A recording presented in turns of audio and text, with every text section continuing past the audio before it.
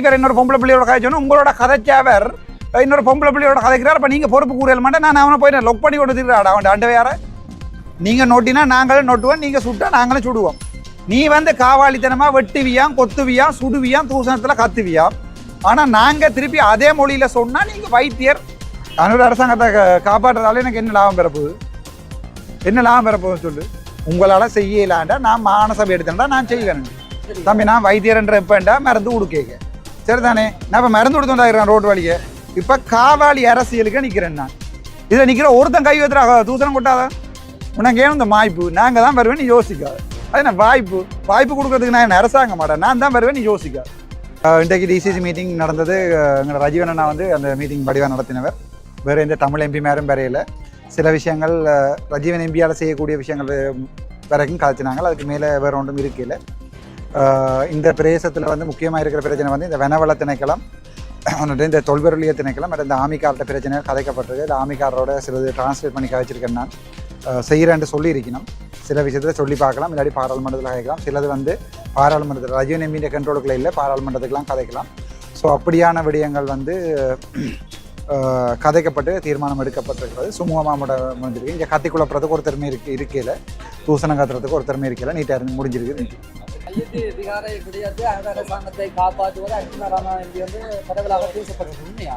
அனுர அரசாங்கத்தை காப்பாற்றுறதால எனக்கு என்ன லாபம் பெறப்போகுது? என்ன லாபம் பெறப்போகுதுன்னு சொல்லு. என்ன லாபம் பெறப்போகுதுன்னு சொல்லு. எனக்கு அனுர அரசாங்கம் 189 பாராளுமன்ற உறுப்பினரோட இருக்கு. நான் இவ்வளோ பெரிய ஆள்றா நான் ஜோதிச்சுப்பேன். ஒரு பெரிய அரசாங்கத்தையே காப்பாற்றுறது நான் என்று சொல்கிறேன். எந்த பெரிய ஆளாக இருக்கணும் நான் ஜோதிச்சுப்பேன். விளங்கிச்ச உனக்கு நான் அப்பன்னு சொன்னான். ப்ராக்டிக்கலாக இங்கே வாங்க போகக்கூடிய மாதிரி ப்ராக்டிக்கலாக என்ன நடக்குமோ அதை செய்ய சொல்லி சொன்னான். அது அனுர அரசாங்கத்தை காப்பாற்றுறதா இருந்தால் அன்றைக்கு நான் தெளிப்பல வைத்தியசாலையெல்லாம் விட்டலாடா இருக்கணும். நீங்கள் கொண்டு மானத்துக்கு எடுங்க, என்ன மத்திக்கு எடுங்கண்டு அனுர அரசாங்கத்தை சப்போர்ட் பண்ணுறேன்னா தெளிப்பல வைத்தியசாலையை விட்டெல்லாம் இருக்கணும். இன்றைக்குமே என்ன சொன்னான் ரஜீவன் நான் உங்களால் செய்யலாண்டா நான் மானசபை எடுத்தேன்டா நான் செய்வேன். விளைஞ்ச உங்களுக்கு அப்படி எனக்கு தேவையில்லை. இப்போ யாரையும் காப்பாற்ற வேணும் மட்டும் தேவையில்லை. ஆனால் நான் சனத்துக்கு ஏதாவது நல்ல செய்யணும்னு நினைக்கிறேன். ஒரு வைத்தியர் படித்தொருவர் உங்களுடைய வலைத்தளத்தில் கீழ்த்தரமாக சில படுகவளமாக தான் எழுதுவேன் யோசிக்காத தம்பி. நான் வைத்தியர்ன்ற எப்பேன்டா மருந்து கொடுக்க சரிதானே. நான் இப்போ மருந்து கொடுத்தோண்டாகிறேன் ரோடு வழியை. இப்போ காவாளி அரசியலுக்கு நிற்கிறேன் நான்.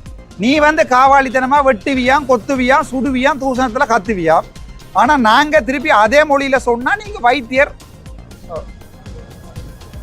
நீங்கள் என்னதான் கூத்தி கூடனா நாங்கள்லாம் இப்போ நாங்கள் மாலையை போட்டு நிற்குவோம், நீங்கள் வந்து அடிப்பீங்க நொட்டுவீங்க. நீங்கள் நொட்டினா நாங்களும் நொட்டுவோம், நீங்கள் சுட்டா நாங்களும் சுடுவோம்.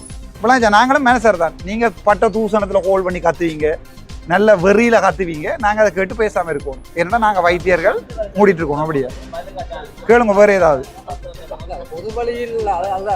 அடே நீங்கள் உங்களோட கட்சிக்காரெல்லாம் காய்ச்சலாம் ரெக்கார்ட் பண்ணி போட்டுருங்கடா கிலோ கணக்கில். நான் அதையெல்லாம் காய்ச்சி நான் அப்படி தூசணம் நான் காய்ச்சி நான் இல்லையே. நான் கேட்டுக்கொண்டு வந்து அப்படியே போட்டிருக்கேன். அப்புறம் என்ன பொது வழியில் இதில் நீங்களே ஒருத்தன் கை வைத்து தூசணம் கொட்டாதான்? இதில் நிற்கிற ஒருத்தன் கை வைத்துறாக தூசணம் கொட்டாதான்?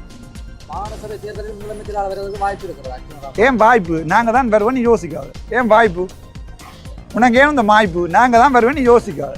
அது என்ன வாய்ப்பு கொடுக்கறதுக்கு நான் என்ன அரசாங்க மாட்டேன், நான் தான் வருவேன் நீ யோசிக்காது.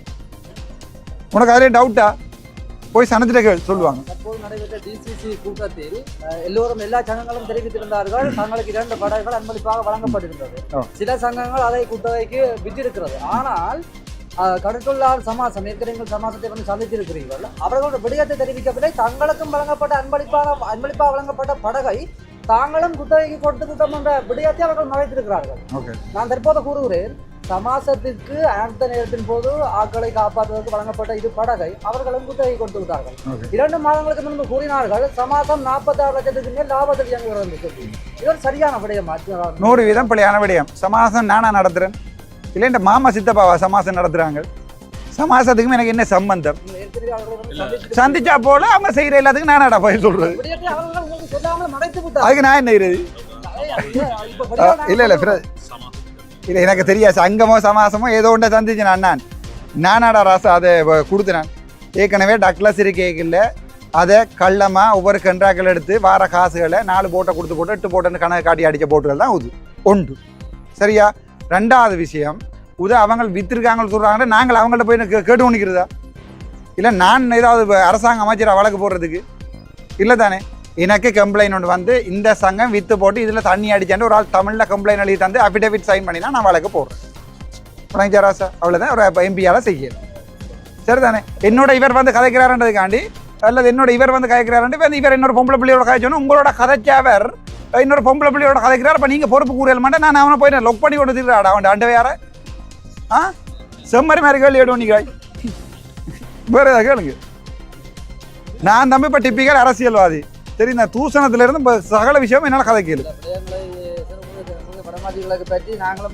அப்படியே அப்போ நான் வந்து பார்த்தேன் ராசா எல்லாரும் கம்ப்ளைண்ட் பண்ணவங்க கம்ப்ளைண்ட் பண்ண விஷயத்தை தான் கதைச்சிருக்கிறேன் நான் இதுக்காண்டி நான் போய் அவங்கள முழு பொறுப்படுத்தி இந்த கஸ்டடியில் இடம் வச்சிருக்கேன் இல்லை தானே பிளவுற ஆறுதான் நீ நல்லவனா நீ இல்லையே ஊரில் இருக்க தேங்காய் முழுக்க களவு எடுக்கிற நீ பேருந்து இதில் கேமராவதி கொண்டு வந்து நிற்கிறது நீ சரிதானே நீ நல்லவனோட சொல்லு கையெழுத்து மனசாட்சியத்தோடு சொல்லு நீ நல்லவனோடு அப்போ பிறைய என்ன பார்த்து நல்லவனாண்டு கேட்குறாய் பிறைய என்ன சரி வேறு கேள்வி நான் உன்னை இப்போ உன்னை தனிப்பட்ட ரீதியில் பேர் ஒன்றும் சொல்லாத சும்மா சொல்கிறேன் இங்கே ஒரு தரம் நல்லவனும் இல்லை கட்டவனும் இல்லை இங்கே முழுக்க களவு எடுக்கிற முழுக்க எங்கள்ட அரசு அதிகாரிகளில் இருந்து கொன்றா கொடுக்குறது எல்லாம் அடிக்கிறது நாங்கள் தான் உளர்றது நாங்கள் தான்